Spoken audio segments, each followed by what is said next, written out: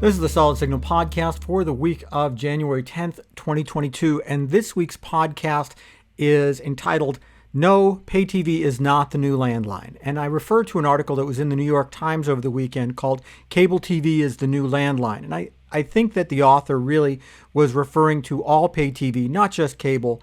I think that's possible anyway, and I'm willing to give them the benefit of the doubt there.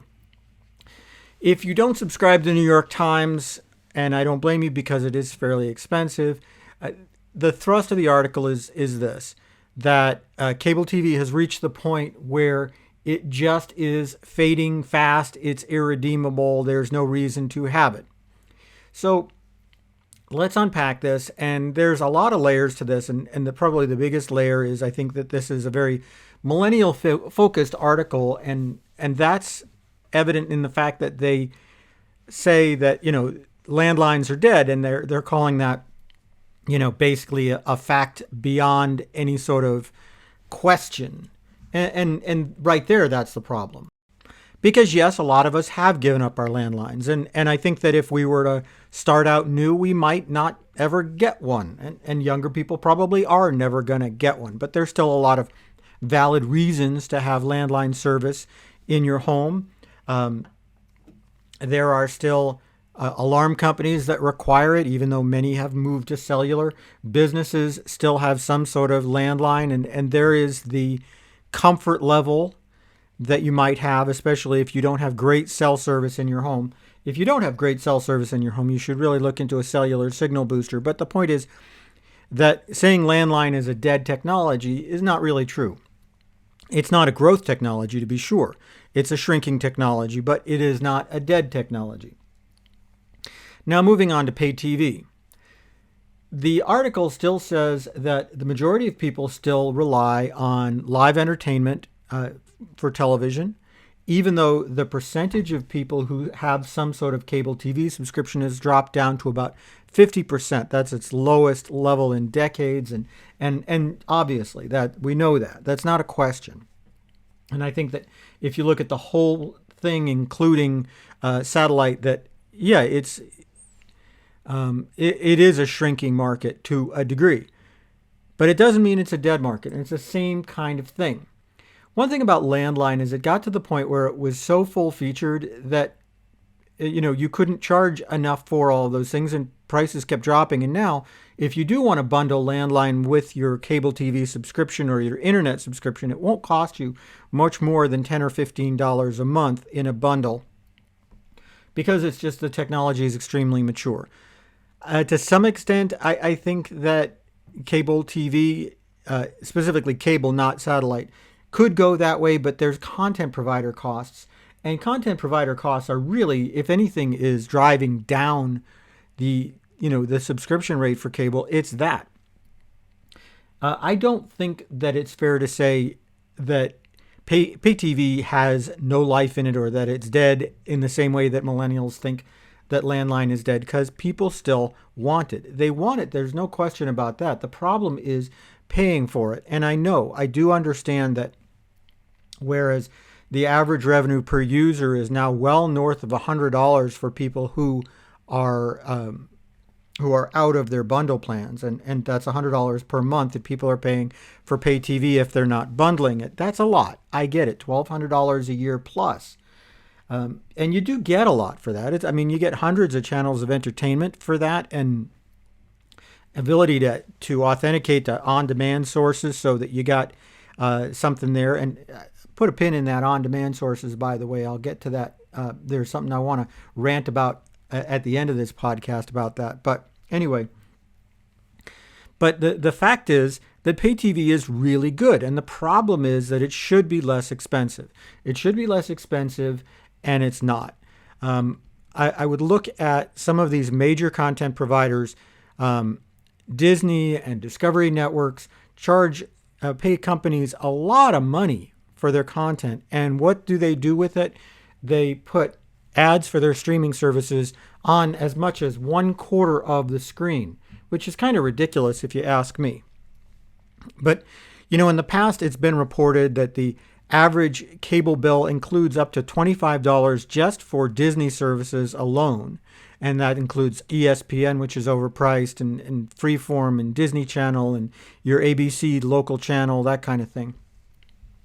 And that's a lot.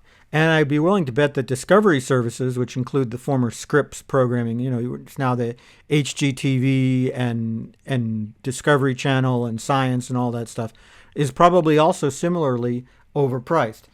And this is the problem. The problem is getting content provider costs under control. Somehow, you've got a company that can, like Discovery, which can charge $5 a month for its ad-supported service to direct to customers, but then they're charging a ton more when you talk about putting it through a pay TV system. And that's a real shame. It's a real shame because these content provider costs are going to have a significant impact on cable TV costs and satellite TV costs for the foreseeable future, and that is going to drive people away. If you get to the point where you feel like you can make it on streaming and you don't want to pay that $100 a month, then I can understand it. And here's the part that I want to come back to. There are definitely companies that are making that harder than others. And I'll come back again to Discovery Networks. Discovery had an interesting thing over the last month. They finally rolled out their vaunted Magnolia Network, which they've been talking about it for years. And it's the curated channel now operated by Chip and Joanna Gaines, who you may know as the prolifically fertile hosts of a bunch of TV shows having to do with home renovation. And more power to them. They're doing well in their careers, and I wish them all the best. But prior to last month, there was a channel called DIY Network. DIY originally started out as a channel for people who wanted to learn how to do their own renovations, and that really didn't work. So they turned it into yet another clone of HGTV, really. And you could use your cable or satellite subscription to authenticate to the DIY Go Network app and watch a lot of on-demand stuff, even if you were just subscribed to satellite TV or cable TV. Well, DIY Network is gone, Magnolia Network has replaced it, and you cannot sign in with your cable or satellite provider. If you want Magnolia Network content on streaming, you have to pay for it, period. And that's not fair at all. I mean, honestly, this is the kind of thing, if we see this happening where satellite and cable subscribers can no longer authenticate, this is really going to make a big difference. And unfortunately, it's going to hurt everybody. It's going to hurt companies like Discovery Networks because they will lose out on a revenue stream from cable and satellite without a guarantee that these same people are going to go to streaming, because there's no guarantees in life. I just think that was an unwise thing, and I wonder if it's something that's temporary or if it's something that's going to be permanent. I hope it's temporary. It's not that I watch this channel, ever. I just think that this is a disturbing trend, and it's part of that mentality, the same mentality that New York Times author had, that, oh, well, cable and satellite is a thing of the past. It's part of the 20th century, and people don't want it.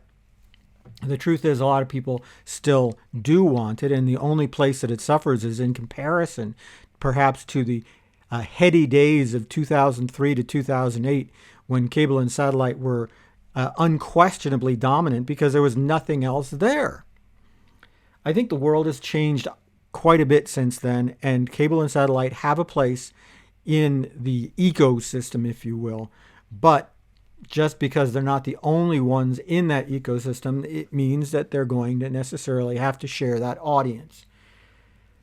Anyway, that's the soapbox for this week.